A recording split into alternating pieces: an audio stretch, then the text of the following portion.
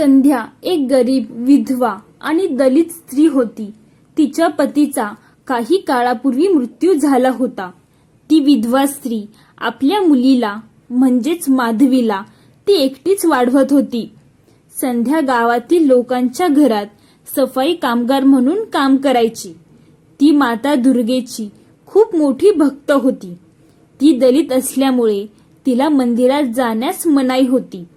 माता दुर्गावर असलेल्या अपार श्रद्धेमुळे ती गावात दुर्गा मंदिरासमोरही स्वच्छतेचे काम करायची.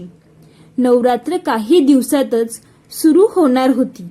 एके दिवशी तिची मुलगी माधवी म्हणाली, आई, यावेळी नवरात्रीच्या काळात मी दुर्गेची पूजा आणि उपवासही ठेवणार आहे.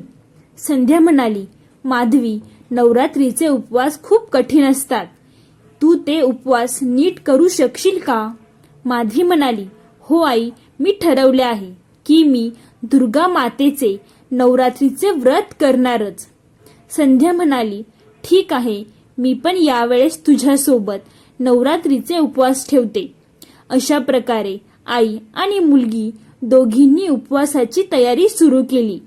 संध्याने काही जणांकडून उधार पैसे घेतले आणि काही पैशांची व्यवस्था केली आणि त्यातून मग पूजेचे साहित्य घेतले. आज नवरात्रीचा पहिला दिवस होता. संध्याने माधवीला विचारले, तुला भूक लागली आहे का? माधवी हसत म्हणाली, हो, थोडी भूक तर लागली आहे, पण ठीक आहे. आई आणि मुलगी दोघीही जणी दुर्गा देवीला फुले अर्पण करण्यासाठी मंदिरात जातात. या फुलांशिवाय त्यांच्याकडे दुर्गा देवीला अर्पण करण्यासाठी काहीही नव्हते.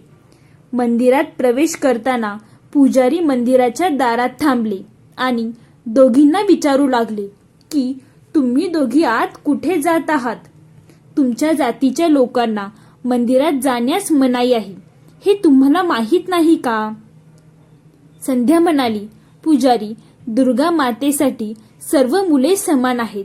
मग मातेच्या मंदिरात जाण्यास आमच्याशी मतभेद का करताय? आम्हाला मंदिरात जाण्यासाठी प्रवेश का नाही? पुजारी म्हणाले, आमच्याशी तुलना करणारी तू कोण आहेस? युगानयुगे ज्या चालीरीती सुरू आहेत ते बदलणारे तुम्ही तुमची जात कशी विसरला? संध्या म्हणाली, पुजारी, माझ्या मुलीने आज नवरात्रीचा उपवास केला आहे. कृपया माझ्या मुलीला तरी दुर्गा मातेचे दर्शन घेऊ द्या. तिला फुले अर्पण करायची परवानगी द्या. पुजारी म्हणाले, आता तू तुझ्या मुलीच्या मोहात आमचा धर्म भ्रष्ट करशील. शांतपणे येथून निघून जा, नाहीतर बरे नाही होणार. यानंतर पुजारी लोकांना म्हणाले, बंधूंनो, ही अस्पृश्य स्त्री दुर्गा मातेचे दर्शन घेण्यासाठी मंदिरात आली आहे. तिला येथून हकलून द्या, नाहीतर ती दुर्गा मातेचे मंदिर भ्रष्ट करेल. यानंतर पुजारी लोकांना म्हणाले, ही अस्पृश्य स्त्री असून मंदिरात दर्शन घेण्यासाठी आली आहे. हिला आत्ताच्या आत्ता इथून हकलून लावा. पुजारीच्या सांगण्यानुसार बाहेर उभ्या असलेल्या लोकांनी त्या दोघींना हकलावून लावले. पण इतक्यात माधवी सर्वांची नजर चुकून शांतपणे मंदिरात जाते आणि दुर्गा देवीला फूल अर्पण करते. दुर्गा मातेचे दर्शन न करताच निराश होऊन दोघीही दर्शनाअभावी जड अंतकरणाने घरी परत जातात. दुसऱ्या दिवशी सकाळी जेव्हा पुजारी मंदिराचा दरवाजा उघडतो तेव्हा लोकांनी काल अर्पण केलेली सर्व फुले कोमजून गेली होती. पण दाराजवळ पडलेले फूल अजूनही ताजे कशी आहेत हे पाहून पंडितजी आश्चर्यचकित होतात. त्याला वाटते की मी नुकतेच मंदिर उघडले आणि काल अर्पण केलेली फुले जी अजूनही ताजी आहेत, हे कोणत्या भक्ताची फुले आहेत ज्यात अजूनही ताजेपणा आहे? काही वेळाने ही फुलाची बातमी गावभर पसरली. प्रत्येक जण स्वतःला मातेचा भक्त असल्याचे सिद्ध करू लागतो. सर्वजण एकमेकांना सांगत होते की ही ताजी फुले त्यांनी अर्पण केली आहेत. या सगळ्यांच्या नकळत संध्या आणि माधवी दोघीही खऱ्या मनाने दुर्गा मातेच्या भक्तीत तल्लीन झाल्या होत्या. असेच दिवस जाऊ लागले आणि महाअष्टमीचा दिवस आला. संध्या आणि माधवीने दुर्गा मातेला नैवेद्य अर्पण करण्यासाठी थोडा हलवा आणि पुरीचा नैवेद्य तयार केला होता. संध्याने हे साहित्य मोठ्या कष्टाने गोळे केले होते. संध्या माधवीला म्हणते, माधवी, उपवास सोडण्याची वेळ झाली आहे. दुर्गा मातेची पूजा करून आई आणि मुलगी दोघी जेवायला बसल्या होत्या. तेवढ्यातच बाहेरून एक वृद्ध महिलेचा आवाज आला. कोणी आहे का? या गराब म्हातारीला काहीतरी खायला द्या. मी 2 दिवस झाले काहीही खाल्ले नाही. म्हातारीचा आवाज ऐकताच माधवी आणि तिची आई घराबाहेर एक अतिशय अशक्त आणि वृद्ध स्त्री काठीचा आधार घेऊन उभी असलेली पाहतात. त्या वृद्ध स्त्रीला पाहून त्यांच्या मनात दया येते आणि त्यांचे अन्न दोघी त्या म्हातारी बाईला खायला देतात. दुर्गा मातेचे रूप घेतलेली ती वृद्ध स्त्री अन्न खाल्ल्यानंतर तृप्त होते. त्यानंतर ती वृद्ध स्त्री त्या दोघींना एक लहान पिशवी देते आणि ती पिशवी त्यांच्या पूजेच्या ठिकाणी ठेवण्यास सांगते आणि ते विजयदशमीच्या दिवशी उघडण्यास सांगते आणि नंतर मंदिरात जाऊन मातेचे दर्शन घेण्यास सांगते. त्यानंतर तुमचे सर्व दुःख दूर होतील असे सांगून दुर्गेचे रूप घेतलेली म्हातारी तिथून निघून जाते. त्यानंतर आई आणि मुलगी दोघी घाबरत घाबरत काही फुले घेऊन मंदिरात पोहोचल्या. त्यांना पाहताच पंडित म्हणाले, अस्पृश्य कुठले? तुम्ही दोघी पुन्हा आज मंदिरात का आलात? हे अस्पृश्य लोक असेच असतात. यांना एकदा सांगून गोष्टी समजत नाही. संध्या म्हणाली, पुजारी, देवीने आम्हाला मंदिरात पूजा करण्यास कधीही मनाई केली नाही. तुमच्यासारखे धर्माचे ठेकेदारच आम्हाला मंदिरात जाण्यापासून रोखतात. मातेच्या मंदिरात सगळे समान आहे हे मला माहीत आहे. मातेच्या नजरेत कोणीही लहान किंवा मोठा नसतो. म्हणून आम्हालाही माता राणीची पूजा करून दर्शन घेऊ द्या. पंडित म्हणाले, आता तुम्ही मला माझ्यासारख्या विद्वान पंडिताला धडा शिकवाल का? तुमची तितकी पात्रता तरी आहे का? आणि तो पुजारी मंदिरात आलेल्या लोकांकडे पाहून म्हणतो, बघा लोकांनो, पहा ही अस्पृश्य महिला पुन्हा मंदिरात प्रवेश करायला आल्या आहेत. या दोघी जणी आपले मंदिर दूषित करतील. त्याआधी या अस्पृश्यांना इथून हकलून द्या. सर्व लोक त्यांना नको नको ते बोलू लागतात आणि त्यांना मारण्यासाठी एखादे प्राणी असल्यासारखे सर्वजण त्यांचा पाठलाग करू लागतात. या सर्व गर्दीत माधवीच्या हातातील फूल मंदिराच्या अंगणात पडते. दुसऱ्या दिवशी जेव्हा लोक मंदिरात जातात तेव्हा त्यांना दिसते की माधवीच्या हातातील गळून पडलेली फुले अजूनही ताजी आहेत. पंडित म्हणाले की ही अस्पृश्य बाई आणि तिची मुलगी दोघीही चेटकी नाहीत असे दिसते. त्यांनीच मंदिरावर काहीतरी जादू केली आहे. भावांनो, त्या दोघींनाही पकडून इथे आणावे लागेल आणि त्यांचा हा निर्णय देवी समोरच होईल. गावातील लोक आई आणि मुलगी माधवी दोघींनाही पकडून मंदिरात आणतात.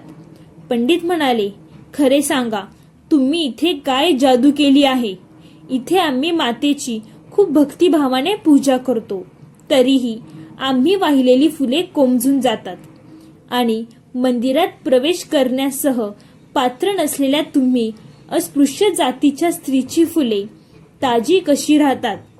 संध्या म्हणाली, पुजारी, आम्ही काही केले नाही. आम्ही काही जादू केली नाही. मग इतर लोक म्हणू लागले की ती असे तोंड उघडणार नाही आणि मंदिरातील लोक तिला मारहाण करू लागले. बिचारी संध्या तिथे पडते आणि माधवी धावत जाऊन तिच्या आईला मिठी मारते. मग तिथे अचानक जोरदार वारा वाहू लागतो. सर्व सजवलेले मंदिरातील खांब उद्ध्वस्त होतात. यानंतर समोरचे दृश्य पाहून लोकांचे डोळे पाणवतात, कारण साक्षात तिथे देवी दुर्गा समोर येते. पुजारी आणि तेथे उपस्थित असलेले सर्वजण दुर्गा मातेपुढे नतमस्तक होतात. आई दुर्गाला प्रत्यक्ष पाहताच संध्या आणि माधवीच्या डोळ्यांतून अश्रू वाहू लागतात. माता दुर्गा म्हणते की माझा भक्त तोच आहे जो खऱ्या मनाने पूजा करतो. भक्ती ही केवळ सजावट करून तोरे बांधून होते असे तुम्हाला वाटत असेल, पण खरी भक्ती शिकायची असेल तर माझ्या या भक्तांकडून शिका. हा त्यांच्या भक्तीचा परिणाम आहे की त्यांनी प्रेमाने खाऊ घातलेल्या 2 पुऱ्या खाऊन मी तृप्त झाली. आई दुर्गेचा आवाज ऐकून संध्या आणि माधवीला खूप आश्चर्य वाटते. त्यांच्या आनंदाची सीमा राहिली नाही.